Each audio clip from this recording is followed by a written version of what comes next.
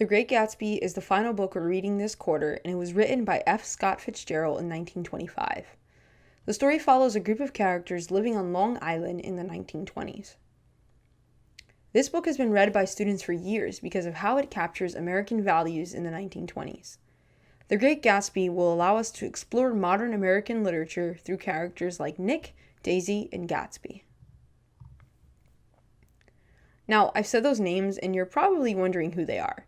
This is definitely a video you'll want to revisit when you're working through the different assignments for this novel. We spent a lot of time this year discussing various themes and analyzing them in different texts. Let's review these themes and talk about how we see them in The Great Gatsby. When it came to determine morality, most Americans rejected the old belief systems. What they came up with was primarily self-serving. Their desires ruled all, and this overflowed into their friendships and relationships, as well as their desire for material goods and pleasures. Observe and evaluate the decadence of the Roaring Twenties as seen in the lavish parties thrown by Gatsby that summer. God is largely absent from this book, for the first time in any of the texts we've studied this year. However, even though his name is not mentioned, he's still felt throughout the novel.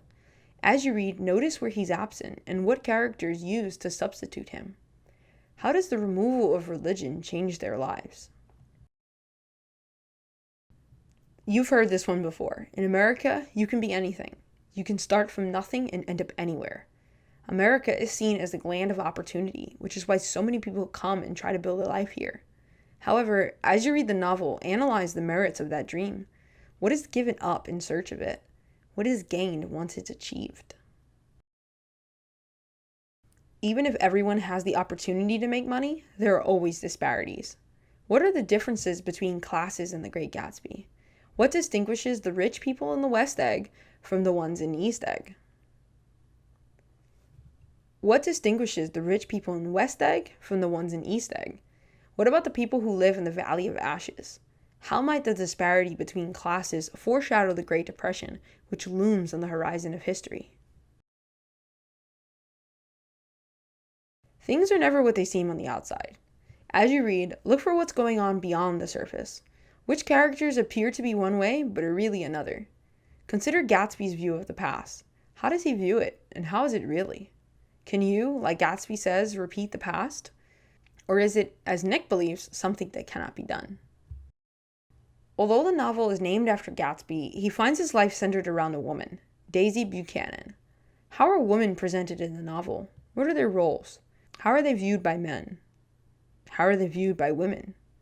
When Daisy has a daughter, she says, "I hope she'll be a fool. That's the best thing a girl can be in this world, a beautiful little fool." How does this show what Americans thought about women? So these are the major themes we'll be discussing when it comes to The Great Gatsby. I encourage you to return to this video when you need to remember the themes, even as you're reading the text. As always, thanks for watching, and I'll see you next time.